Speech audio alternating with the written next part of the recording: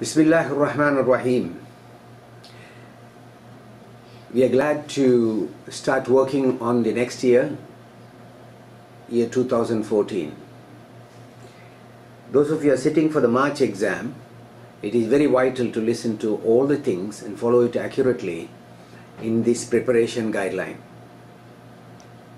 Please go through this very carefully in the next few days and plan yourself. This is very much equivalent to building a house. You're going to build a knowledge house, or you already have a knowledge house which you want to organize it or renovate it. In which case, you should know the plan and the foundation. To lay out the foundation, you need to know what way it goes on, etc., etc.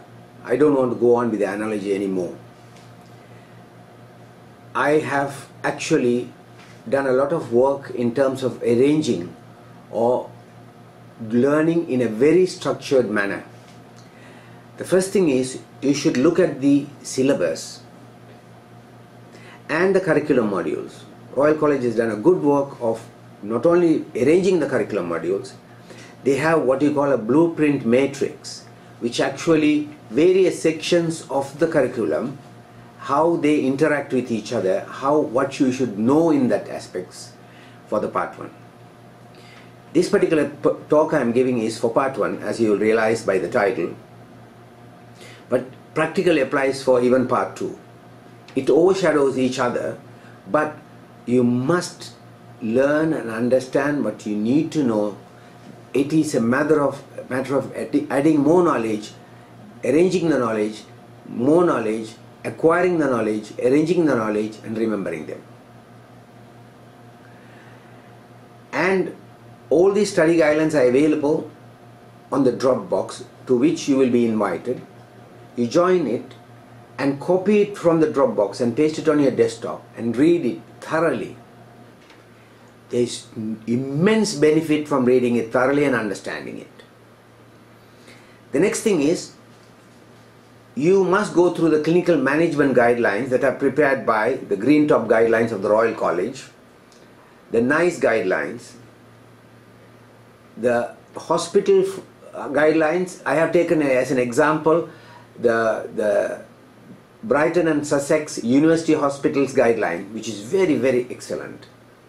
It even tells you how to make a guideline, which is asked in the OSCE incidentally. Subjects, then you go through the subjects by category. Now, before doing that, now you will start planning yourself what are the subjects that you need to cover. You have a complete spectrum that you understand. Then you will be given half set of an exam, which is 1/4 of the total exam for what you are given at on the first Monday of March and first Monday of September. And what you do is, you take that exam as a sample, identify the subjects that you are doing, see how you are performing. And sometimes you may, on one subject you may have 2 questions, but in 17 weeks that follow this, every week you will have one set which is quarter of an exam. So in 4 weeks you will have a complete exam that has covered. So in the 17 weeks you will have covered at least four full exams and a quarter. And then we will give you a complete mock exam, so it makes you complete 5 mock exams in this correspondence course. The material is in front of you. It's like laying the food in front of you. It is you to eat it or take it. But follow the way I am telling you. Guideline is given in regard to time, guideline regarding how you should do the exam, guideline is given that you should do it exactly like what you are marking in the exam. So if you start learning how to mark in the exam, at the exam you do it very well. All your answers will get corrected, and hopefully all your answers will be correct and you'll get marks. The topics, there are another set of way of learning topics is, if you have a case, nothing more than your cases that will teach you. If you have a case, take it and read it. After reading it, you need to set up guidelines how to plan this patient and how to manage it. Usually you or your seniors will be planning it and managing them. Use the guidelines that you have with you, that I have given you, especially from the hospital of Brighton and Sussex.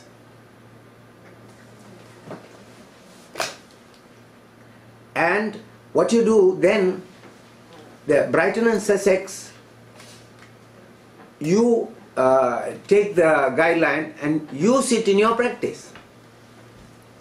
Then write up a single sheet of paper regarding the case, like a summary, which keeps you how you use the guidelines to manage that case.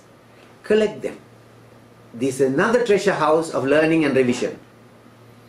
Same way, if you had a topical discussion on a multidisciplinary case or something like that, important, something that puzzled all of you in your clinical team, then take that also and collect them.